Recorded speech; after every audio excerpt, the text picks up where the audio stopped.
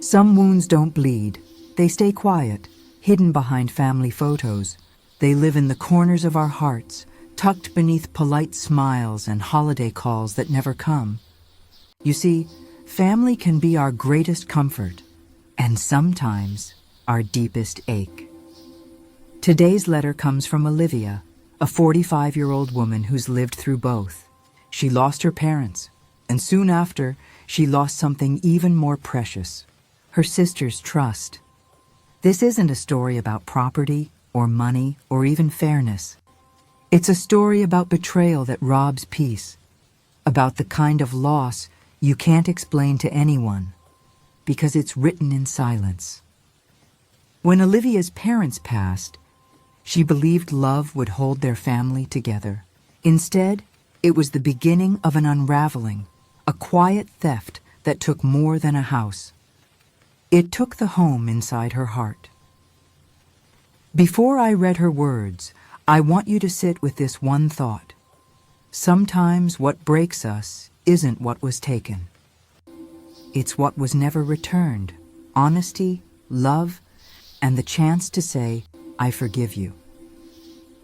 She didn't just take my parents' house. She took the place where my memories lived. That's how Olivia begins her letter. A single sentence that carries years of pain, disappointment, and longing. It's not written with anger. It's written with exhaustion, the kind that comes when the heart is tired of fighting for peace. So tonight, let's listen to Olivia's truth. Not to judge her, not to judge her sister, but to understand what happens when love and loss become tangled together. Because sometimes when the house falls silent, it's not the walls we miss. It's the voices that used to fill them.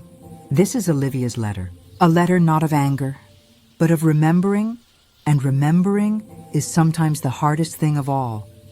Dear Aunt Grace, if I close my eyes, I can still see the house exactly as it was.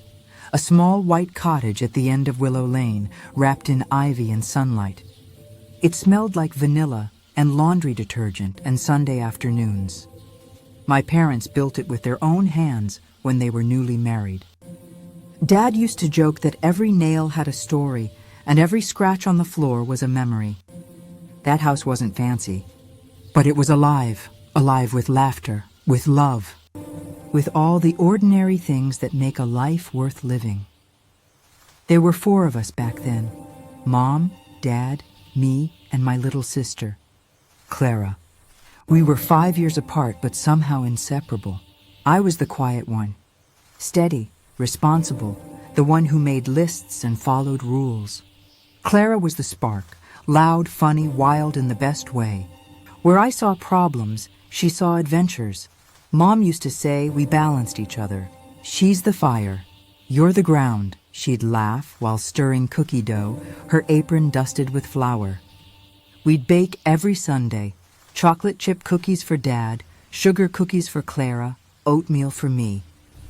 And when the smell filled the kitchen, Dad would come in from the garden, pretending to steal one before dinner. Mom would swat his hand with a wooden spoon, but she was smiling. She was always smiling. Dad was a builder, not just of walls and roofs, but of moments. He'd spend weekends repairing fences, repainting shutters, fixing leaky faucets. I'd hand him tools while he told stories about how he met Mom, or about the summer storms that used to shake the old trees out back. Family first, he'd say, wiping sweat from his forehead. Always share, never compete. The world will do enough of that for you. That line stuck with me my whole life. Always share, never compete. It became a kind of quiet rule in my heart. But Clara was born to test every rule. She wanted to see the world, not just our corner of it. She was 16 when she started talking about leaving, art school, travel, a life beyond the small town. Mom cried the night she left for the city, though she pretended it was pride. I stayed behind. I got a job at the local school as a librarian, married briefly, and divorced quietly. Life became smaller, but safe. Clara called once a month in the beginning. Her voice was full of stories, gallery openings, new friends, dreams too big for our little kitchen to hold. But over time, the calls grew shorter and further apart. When she did come home, she wore perfume that smelled like something foreign and beautiful. I remember feeling proud of her, even as I felt her slipping away. Mom and Dad grew older. The first gray hairs appeared in Dad's beard, and Mom's hands began to tremble when she poured tea. I moved back home to take care of them. I told myself it was my duty, but really, it was love, the kind that doesn't ask for attention, it just stays. Those years were quiet. I'd read to Mom by the window while Dad dozed in his chair. Sometimes we'd hear Clara's laughter over the phone, miles away, promising she'd visit soon. But soon became months, then years. I never blamed her, at least not then. It's often the ones who stay behind who bear the weight, not just of caretaking, but of remembering. The last Christmas before they passed, Clara finally came home. She breezed in with a red scarf and stories from the city, how she was designing sets for a small theater, how her boyfriend was almost famous. Mom's eyes lit up. Dad hugged her so hard she nearly dropped her luggage. That night, we sat around the table like old times. The house glowed with candlelight. Laughter spilled like wine. For a moment, it was as if time had stopped, as if nothing had changed. But I noticed things. How Clara avoided talk about money. How she looked at the house like it was a stranger she was trying to remember. And when Dad gave his toast, to family, the only thing worth keeping, she smiled, but her eyes drifted somewhere else. A few months later, Mom's health declined rapidly. The days blurred into hospital visits, and quiet prayers whispered into cold coffee. Clara came for the funeral, dressed in black silk. She held my hand and said, "You've done so much, Liv. I'll make it up to you." I wanted to believe her. I really did. After Dad passed a year later, we stood together at the old wooden fence he'd built. The paint was peeling, but it still stood firm.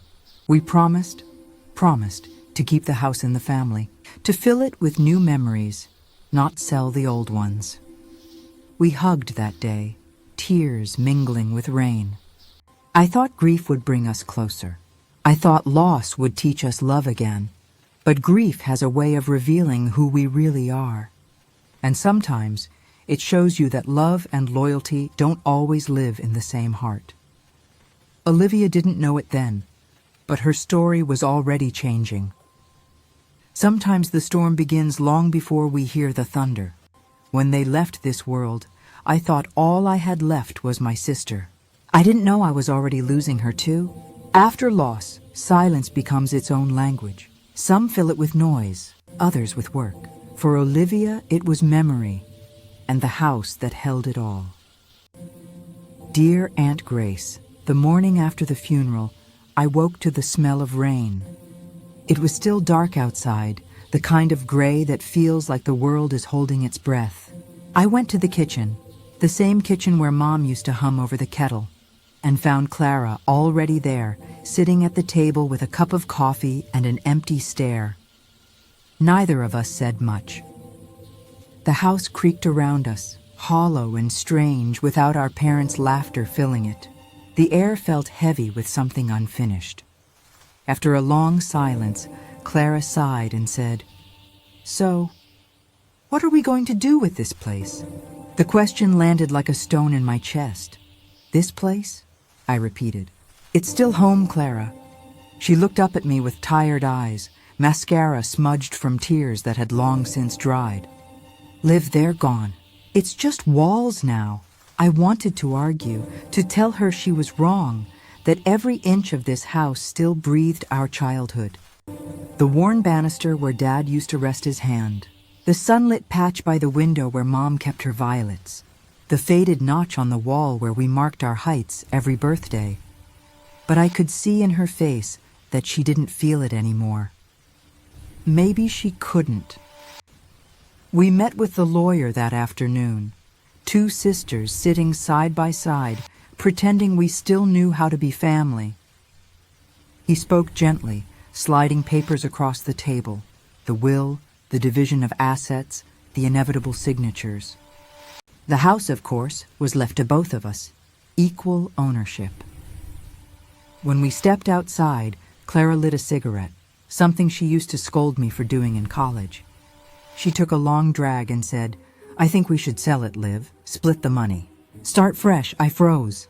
"Sell it?" I asked. "This is all that's left of them." She shrugged, looking out over the quiet street. "I know, but keeping it won't bring them back. It's just, I don't know, too much history." Her words stung. Too much history. That's what she called the smell of Mom's perfume still faint on her old scarves.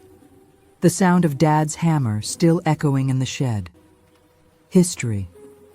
We argued for hours, softly at first, then louder until grief turned into something sharp and cruel. Finally exhausted, we made a truce. 1 year, I said. We keep it for 1 year, then we decide together. Clara hesitated, then nodded. 1 year, okay. But even as she said it, I saw it, that distant look in her eyes, like her heart was already gone. Promises made in grief often sound like comfort, but they rarely hold against the storms of time. The next few weeks were spent cleaning, boxes, dust, and silence. Every drawer we opened felt like opening a wound. We started in the attic, a museum of our childhood. Old board games, broken Christmas ornaments, the quilt Grandma made. Clara found her old sketchbook and laughed, flipping through it. "God, remember this," she said, showing me a clumsy drawing of our dog, Patch. I smiled. "You made him look like a potato." She laughed harder than I'd heard in years, her eyes lighting up for a brief, beautiful second. For a while, it felt like we were sisters again, two girls lost in the attic, chasing echoes of the past. We cooked together that night, just like Mom taught us. I made the stew. Clara set the table. When we sat down, the quiet between us wasn't so heavy. We even made a toast to keeping the house warm, she said with a wink. But underneath her smile, I sensed something restless. A tapping foot, a wandering mind. Clara was always searching for something she could never name. A few days later, I found her sitting in Dad's study, staring at his old desk. There were bills and papers spread out in front of her. When she saw me, she quickly folded one and tucked it into her bag. "What's that?" I asked. She forced a smile. "Oh, nothing. Just sorting through his stuff." But I noticed her hands trembling. That's when I realized she was struggling. Later that night, over tea, she finally told me. Her voice was quiet, careful. "Things haven't been easy, Liv. The city's expensive. My job, it's not what I thought it'd be." I reached across the table and held her hand. "Why didn't you tell me?" She shrugged. "I didn't want you to worry. I'll figure it out. I can help," I said. "I have savings. You can pay me back later." She pulled her hand away, shaking her head. "No, I don't want charity." "It's not charity," I whispered. "It's family." She looked away, eyes glistening. For a moment, I thought she'd say thank you. Instead, she just said, "You've always been the good one, huh?" I didn't know how to answer that. So, I said nothing. Kindness doesn't always bridge distance. Sometimes it reminds people of the space between who they are and who they wish they could be. The months passed. We painted the porch, replaced old curtains, mowed the lawn. Neighbors dropped by with casseroles and condolences that had grown stale with repetition. Clara started leaving on weekends. "Meeting friends," she said. I stayed. At night I'd wander the halls, running my fingers along the wallpaper. Every corner of that house whispered something. Laughter, secrets, lullabies. One evening, I found one of Dad's old journals in the drawer by his bed. Inside, in his familiar blocky handwriting, he'd written, "A house only holds memories if hearts stay open." I read that line over and over until the words blurred. I wanted to believe our hearts were still open, but Clara's was already somewhere else. Maybe in the city lights, maybe in her regrets. Spring came quietly. The garden bloomed, just like Mom used to make it. Clara visited less and less. When she did, she talked about opportunities, investments, how maybe selling wouldn't be so bad after all. I'd listen in silence, pretending not to notice how her phone never stopped buzzing. She had debts. I knew it, even if she never said it aloud. And I began to feel a growing fear, like a shadow that never quite left, but I clung to our promise. 1 year. 1 year before we made any decisions. I told myself that if I could just keep the house alive, maybe I could keep us alive too. We often mistake holding on for love. But love isn't always about keeping. Sometimes it's about trusting what remains even when everything else fades. That night, after Clara left for another business trip, I walked through every room. The living room still smelled faintly of lavender polish. The kitchen clock ticked steadily, the same way it had since I was a child. In the hallway, I stopped by the old mirror where Mom used to fix our hair before school. The reflection looked older, tired, yes, but still here. Still guarding something worth saving. I touched the wooden frame and whispered, "I'll protect you." Maybe I meant the house. Maybe I meant the memories. Maybe I meant the part of me that still believed promises could be kept. When love and memory live inside the same walls, the heart can mistake stillness for safety. But storms don't ask for permission.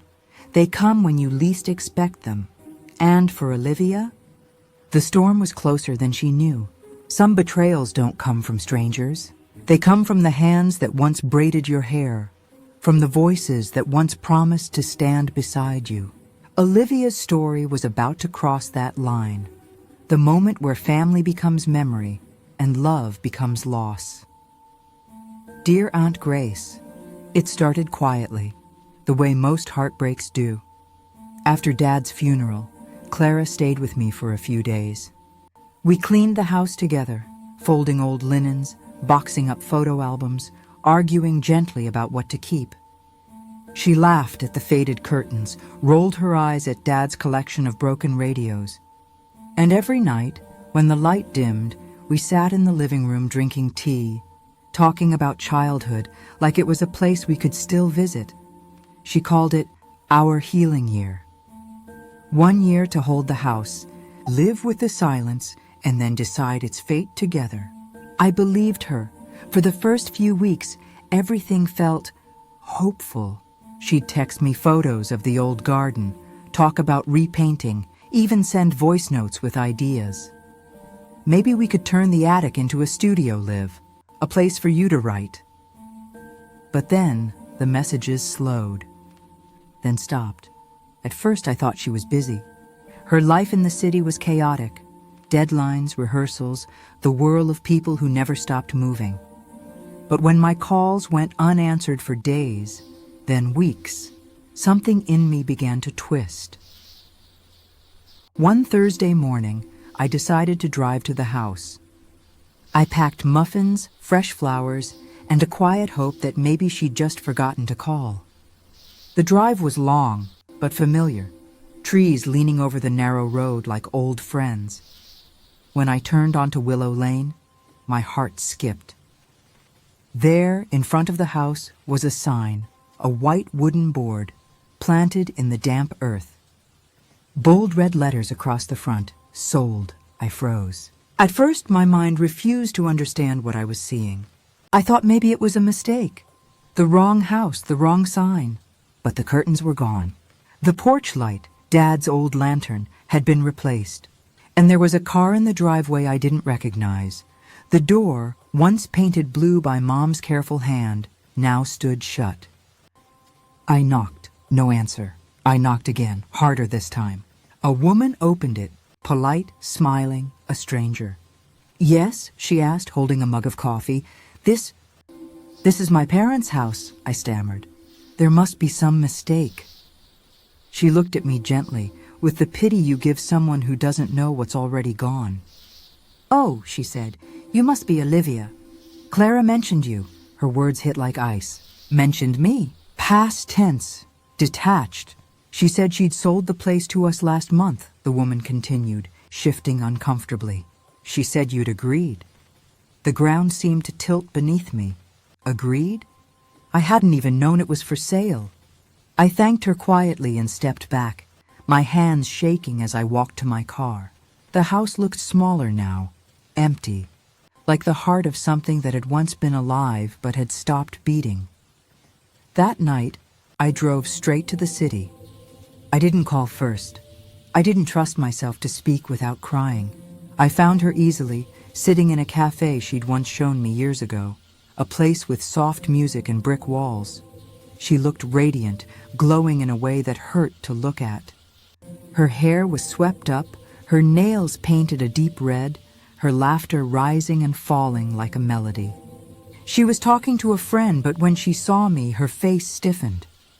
"Liv," she said, standing halfway up. "What are you doing here?" My voice cracked before I could steady it. "The house, Clara, what did you do?" Her expression flickered. Surprise, guilt, then composure. She gestured to the seat across from her. "Please sit. Let's not make a scene. I didn't sit." "Just tell me why," I whispered. She sighed like I was being unreasonable. "Liv, it was mine too. We both inherited it. She hesitated. "I needed a fresh start. You have your job, your life here. I had nothing left there but ghosts." "Then why didn't you tell me?" I said. "Why not call? Why not ask?" Her eyes hardened slightly like a door closing. "Because you would have said no." There it was, plain, sharp, cruel in its simplicity. Because I would have said no.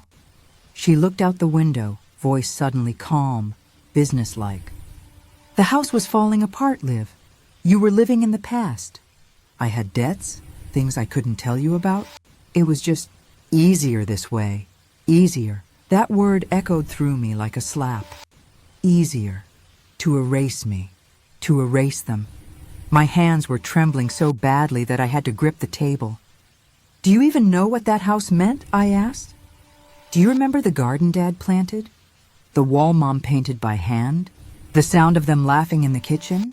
Clara's eyes filled briefly, but she blinked the tears away. "Memories don't pay bills, Liv. They just keep you stuck." Her tone softened, patronizing, almost pitying. "You're too sentimental. You always were." I didn't speak. There was no word big enough for the ache inside me. She reached for my hand, but I pulled it back. In her eyes, I saw not the sister who once shared my childhood, but a stranger who spoke the same language, but no longer understood its meaning. She stood, gathering her things.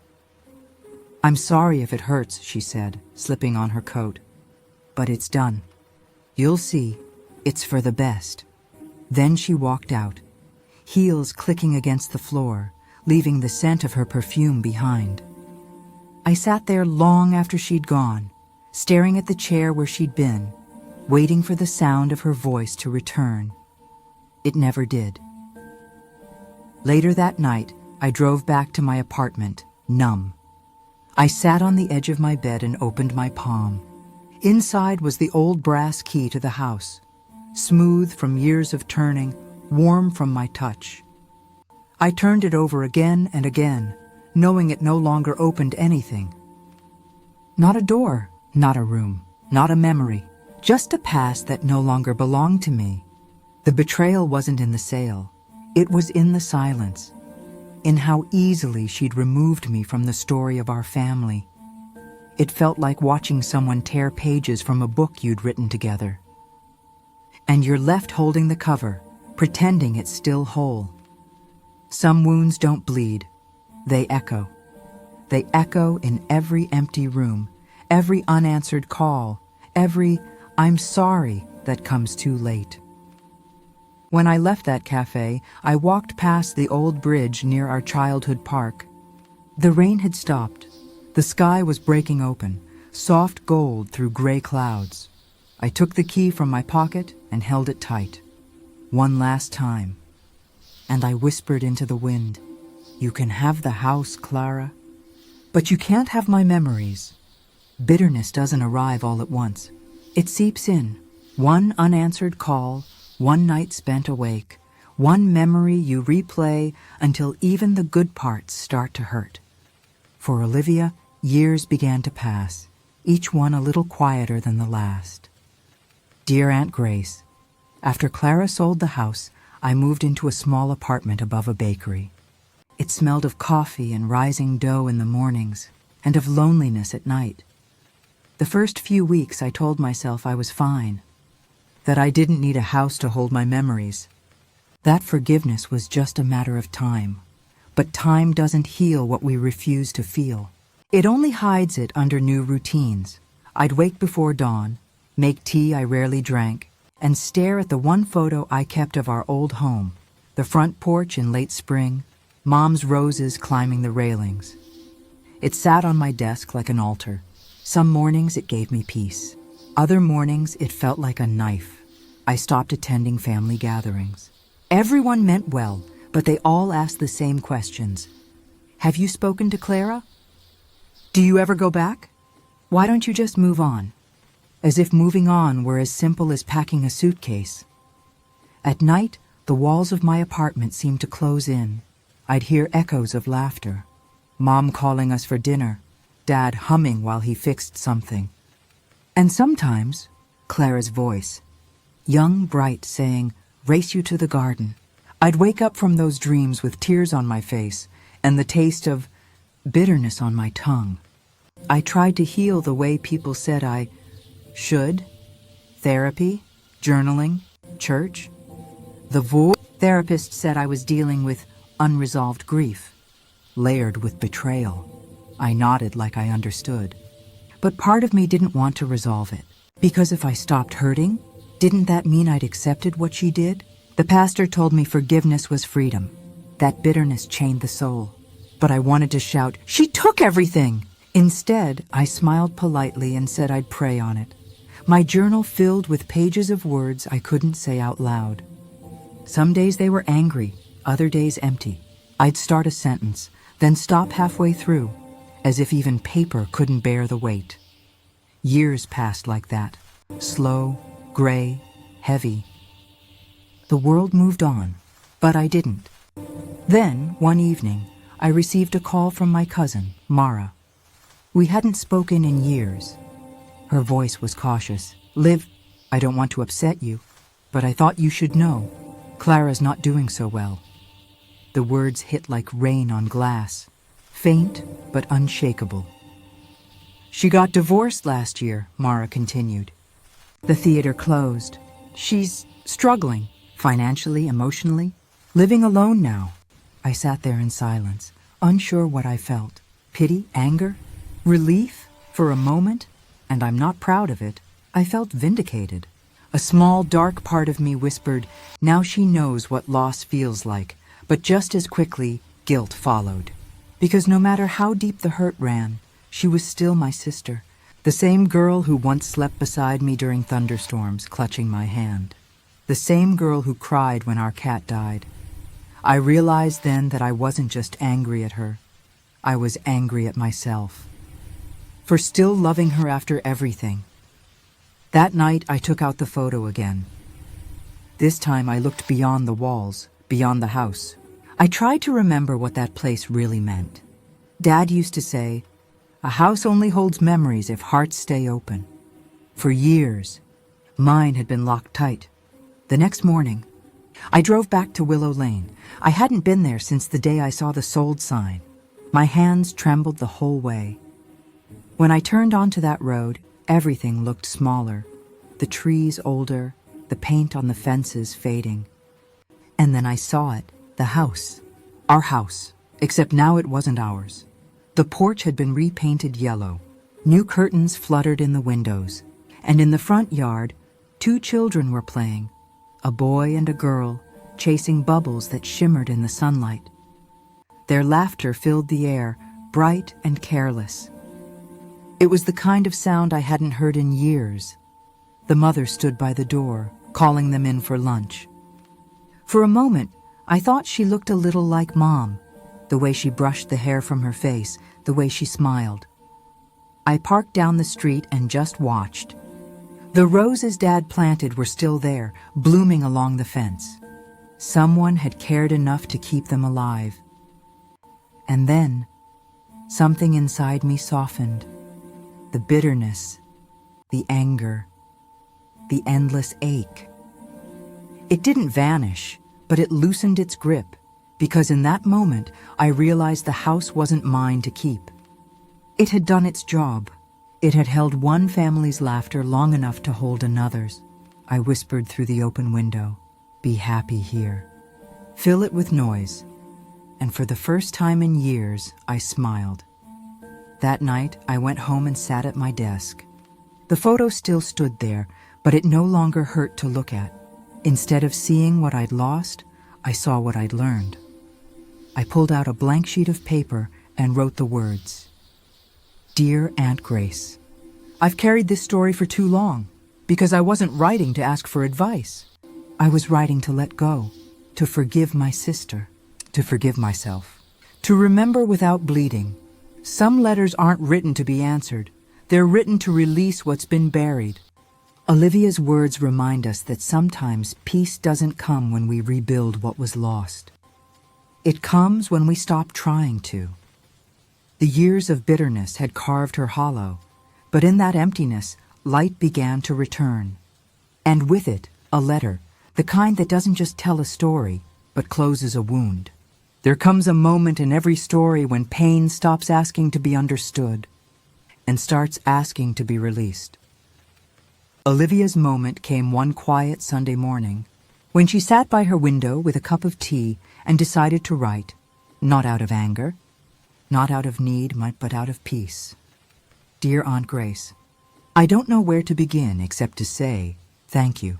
Your stories, your voice, your kindness, they've been a quiet light during the nights I couldn't sleep. I used to think anger was strength, that holding on to it meant I was standing my ground. But now I see, anger only protects pain. It builds walls so high that even peace can't climb in. I carried bitterness like armor, believing it would keep me safe. But it only kept me alone. There was a time I'd replay every word Clara said, every moment she betrayed me, like a film I couldn't stop watching. Now, when her face drifts into my mind, I don't feel the same heat. I just feel tired and ready to let go. Because forgiveness, I've learned, isn't saying what happened was okay.